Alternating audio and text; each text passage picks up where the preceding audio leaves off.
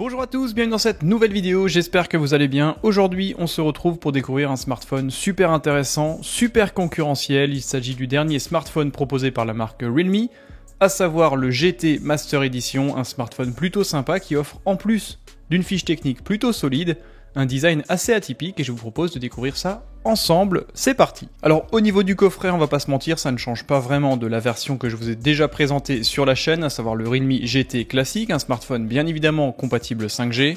On retrouve donc ce coffret assez massif qui offre un design assez atypique, c'est plutôt imposant en termes d'emballage. Quoi qu'il en soit, le design est plutôt réussi. Au dos du coffret, comme la plupart du temps chez Realme, on retrouve bien sûr quelques informations techniques, mais ça, comme d'habitude, j'y reviens lors du déballage. À l'ouverture du coffret, on ne tombe pas directement sur le smartphone, on tombe comme c'est quasiment la coutume aujourd'hui sur une petite pochette en carton qui renferme généralement des notices d'utilisation ou alors des accessoires. Pour le coup, pour ma part, cette pochette était complètement vide. Une fois qu'on retire donc cette pochette, on retrouve bien évidemment le smartphone, celui-ci est proprement emballé, c'est vraiment du très bon travail. Celui-ci est également proprement emballé dans un film en plastique, on voit bien sûr directement qu'il y a un lecteur d'empreintes intégré sous l'écran AMOLED, et on retrouve également le petit logo du constructeur. Une fois que vous aurez retiré le smartphone, on retrouve pour le coup pas mal d'accessoires. Vous aurez droit en effet à un beau câble de chargement de bonne section et de bonne longueur, connectivité USB-A vers USB Type C 2.0. On retrouvera également une coque de protection en silicone qui pour le coup n'est pas transparente, il y a vraiment un travail qui a été apporté sur celle-ci, c'est plutôt sympa. Si le design atypique de cette coque vous rappelle un petit peu une valise ou alors un sac de voyage, ça n'est pas anodin, c'est clairement la volonté du designer qui a été embauché par Realme pour designer ce smartphone, on en reparle juste après. Juste en dessous de la coque de protection, vous retrouverez un énorme bloc chargeur compatible Super Dart Charge 65 watts. Et ce bloc chargeur qui est vraiment costaud et assez impressionnant permet de recharger votre smartphone, c'est-à-dire les 4300 mAh du smartphone de 0 à 100% en 33 minutes, ce qui est absolument bluffant. Encore une fois, Realme et Oppo sont clairement la référence dans le domaine du rechargement rapide. Et bien sûr, le dernier accessoire fourni, c'est l'extracteur du tiroir NanoSIM dans lequel on pourra mettre deux cartes NanoSIM 5G. Pas de possibilité, hélas, de mettre une carte microSD sur le Realme GT Master Edition.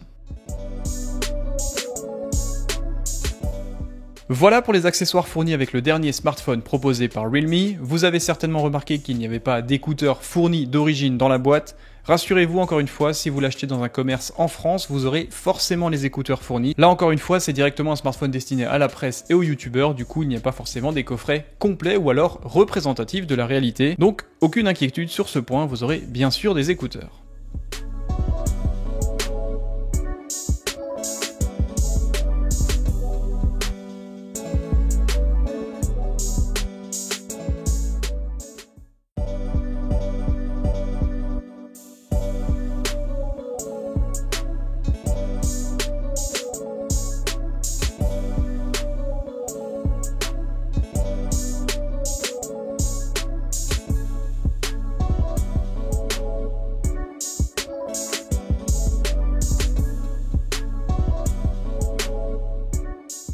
Voici donc le dernier smartphone proposé par Realme et sincèrement l'ergonomie est absolument excellente. Le dos offre vraiment un toucher qui est soyeux, agréable, c'est vraiment du très bon travail en termes d'ergonomie. La coque en cuir végétal est vraiment d'excellente qualité et sincèrement moi j'aime beaucoup, alors je peux comprendre que ça peut plaire ou ne pas plaire, quoi qu'il en soit, pour le coup et pour ma part ça marche vraiment très bien. Ce design est vraiment atypique et ça lui va à merveille. Sur la coque du smartphone on retrouve bien évidemment le logo du constructeur et on retrouve également un autographe, une signature et ça n'est pas n'importe qui.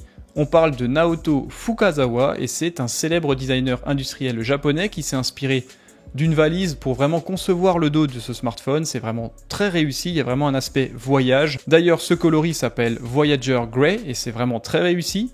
Et du coup, ce dos en cuir végétal a directement été designé par ce célèbre designer industriel japonais et pour le coup, ça fonctionne très bien, c'est vraiment très original. Bien sûr, dans le coin supérieur, on retrouve l'intégration de ce module photo qui embarque 3 capteurs photo ainsi qu'un flash LED. Le premier capteur photo est un capteur photo de 64 mégapixels, c'est une optique grand angle de 25 mm, optique à ouverture f1.8.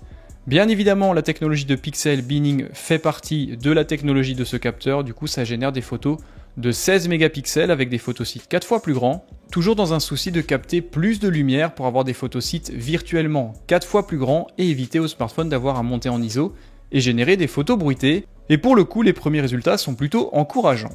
Le deuxième capteur quant à lui est un capteur beaucoup plus modeste, c'est un capteur de 8 mégapixels, une focale de 16 mm, c'est donc une optique ultra grand angle avec une ouverture à f2.3, donc pas forcément très lumineuse. Je le dis systématiquement, mais c'est des focales que j'aime pas forcément utiliser. Pourquoi? Parce que ça déforme énormément la géométrie d'une photographie. Il y a également un manque cruel de piqué, notamment sur les pourtours de la photographie. Quoi qu'il en soit, ça apporte une polyvalence plutôt sympa au smartphone, notamment si on veut prendre en photo un paysage, un monument ou un groupe d'amis, notamment s'il n'y a pas assez de recul. Et enfin, le troisième et dernier capteur à l'arrière de ce smartphone est encore une fois beaucoup plus modeste. C'est un petit capteur de 2 mégapixels seulement, ça se voit directement à la taille de la lentille.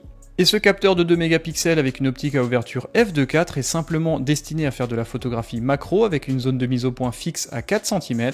Ça permettra de faire des photos assez sympas, mais encore une fois, on a déjà vu mieux sur d'autres smartphones vendus pour le coup bien plus cher forcément. Au niveau de la captation vidéo, ce smartphone peut filmer en 4K à 30 et 60 images secondes, donc ça c'est plutôt intéressant et c'est plutôt rassurant parce que par rapport à son placement tarifaire que je vais vous annoncer juste après, c'est vraiment très intéressant. Et pour finir avec la photographie sur ce smartphone, on retrouve dans le poinçon sur la face avant un capteur de 32 mégapixels équipé d'une optique de 26 mm avec une ouverture à f2.5 qui pour le coup fait des photos plutôt sympas. Sur la tranche du smartphone qui est plutôt minimaliste, on retrouve simplement le bouton de démarrage avec une tranche plutôt fine, plutôt bien travaillée. Au niveau de la tranche inférieure, on retrouve le seul haut-parleur de ce smartphone, vous retrouverez également la connexion USB Type-C 2.0, un microphone extérieur et point intéressant sur ce smartphone, on retrouve encore une fois une prise mini jack 3.5. Sur la tranche opposée, on retrouve bien sûr les boutons de contrôle volume plus et moins, et on a également droit au tiroir nano SIM dans lequel on peut mettre 2 cartes nano SIM compatibles 5G. Comme je l'ai dit juste avant, pas de possibilité d'étendre la mémoire sur ce smartphone, il faudra donc se limiter aux 128 ou 256 Go d'espace de stockage en fonction de la version choisie. Et sur la tranche supérieure, comme d'habitude, on retrouve simplement un microphone extérieur.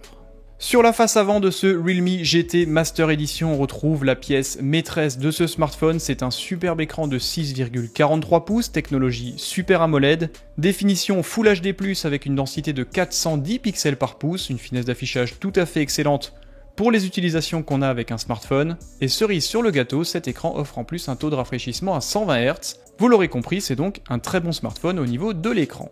Au niveau des performances, c'est encore une fois très intéressant. Comme sur le Motorola que j'ai présenté tout récemment, on retrouve un processeur Snapdragon 778 en version G, compatible 5G, le même GPU Adreno 642L, 6 ou 8 Go de RAM en fonction de la version choisie, et 128 ou 256 Go d'espace de stockage, encore une fois, en fonction de la version choisie. Une fois que vous aurez démarré le smartphone, vous allez directement tomber sur ce superbe écran et sincèrement ça fait vraiment plaisir de retrouver une dalle AMOLED d'une telle qualité sur un smartphone vendu à ce prix, d'autant plus que Realme n'a pas trop cédé à la taille des écrans géants et pour le coup un écran de 6,43 pouces c'est vraiment très agréable au quotidien, surtout que la coque en cuir végétal renforce encore une fois la qualité de l'ergonomie, bref c'est vraiment un smartphone qui au quotidien est très agréable et les 174 grammes du smartphone sont vraiment bien répartis, c'est un smartphone très équilibré.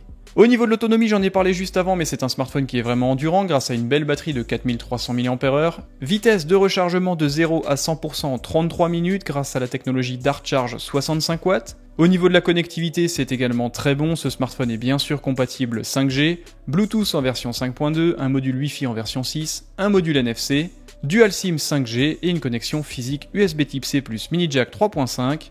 Bref, il est vraiment délicat de trouver un point faible à ce smartphone. L'interface de ce smartphone est également à jour, on retrouve bien sûr Android en version 11 dès l'achat du smartphone, une belle surcouche maison baptisée Realme UI en version 2.0 qui est très proche de la surcouche ColorOS que j'aime beaucoup proposée par Oppo. Bref, après une petite semaine d'utilisation, ce smartphone est vraiment très agréable au quotidien, ça fonctionne très bien, il ne rame pas, il ne lag pas, il n'y a pas d'erreur ou de fermeture intempestive d'application. L'OS est très véloce, bref, encore une fois, par rapport au placement tarifaire, c'est vraiment un produit très intéressant. Et si vous êtes en train de rechercher un smartphone à moins de 400 €, il faut clairement étudier la possibilité d'acheter ce Realme GT en Master Edition. Voilà pour le déballage et la présentation rapide de ce dernier smartphone proposé par Realme. On va maintenant parler tarifs. La version 6 Go de RAM et 128 Go d'espace de stockage est à 349 €. Et la version présentée actuellement, donc en 8 Go de RAM et 256 Go d'espace de stockage, est quant à elle vendue actuellement à 399 €. C'est donc un placement tarifaire tout à fait concurrentiel et vraiment pertinent par rapport à la concurrence. Et sincèrement, à ce prix, vous en aurez vraiment pour votre argent. Merci bien sûr à Realme France de m'avoir permis d'accéder à ce smartphone. Dites-moi dans les commentaires ce que vous pensez de ce produit, notamment de ce design assez atypique. Dites-moi également ce que vous pensez de cette coque designée par Naoto Fukasawa. Certains d'entre vous n'aiment pas forcément le design, pour le coup, moi j'aime beaucoup. D'autant plus que ça améliore l'ergonomie vraiment drastiquement et c'est donc très plaisant au quotidien. Après, je peux comprendre que cela ne peut pas plaire à tout le monde. Merci à tous d'avoir suivi cette petite vidéo de présentation. Rejoignez-moi sur Twitter, sur Instagram, j'y posterai les photos et vidéos faites avec ce smartphone. N'hésitez pas également à vous abonner à ma chaîne YouTube, j'ai vraiment besoin de vous pour passer le cap des 30 000 abonnés et continuer cette superbe aventure. Et encore une fois, merci à Realme France de m'avoir permis d'accéder à ce smartphone. Prenez soin de vous et à très bientôt. Bye bye.